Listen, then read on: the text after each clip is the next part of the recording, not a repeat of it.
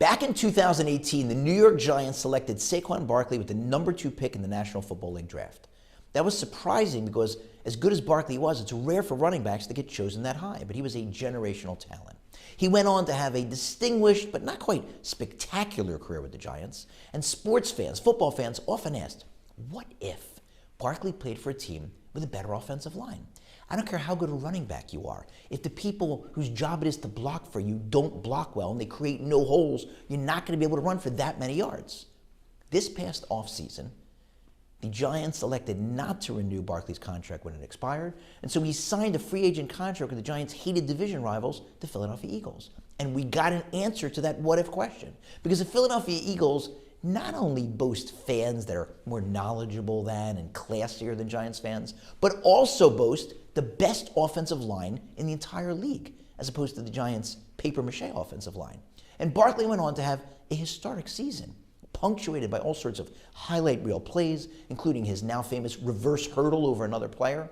He ran for over 2,000 yards, one of the best seasons ever by a running back. He's only 101 yards away from breaking the single-season rushing record, which he would almost certainly break if he played this coming week, although it looks like he's not going to. The Eagles are going to sit him to rest him before the playoffs because their playoff seeding has been established already. But we got an answer to that what-if question.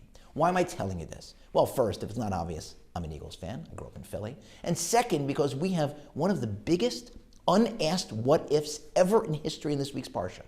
When Yosef unmasks himself, when he reveals himself to his brothers, they are thunderstruck. They can't believe that their brother Yosef, the one with those dreams, the one they got rid of, the one they sold, he's the leader of Egypt. And what's amazing is that Yosef was dropping giant breadcrumbs all along the way ever since they got to Egypt. He's playing this weird game of sending them back and forth, asking about their father, his father, asking them to bring down their younger brother, his only full brother, giving their money back, putting it in their sacks, seating them in age order, mentioning that he fears God in pagan Egypt. They should have been able to get the clues and ask, what if that's actually Yosef? Then it would all make sense. But they just couldn't bring themselves to ask that question. Because if they had, the answer would have been, if it is Yosef, that means we were wrong. And they couldn't face that until they had to.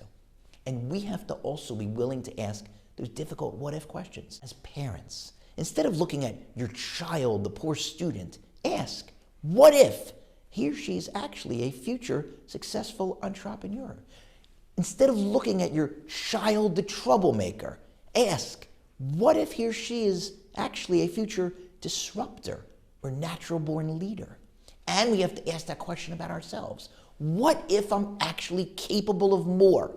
I get it, I don't have a background. Or I get it, I do have a background, but I'm coasting in my spiritual life.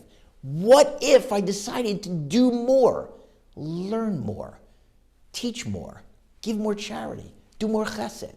It's never too late. Ask the question, what if? And answer it.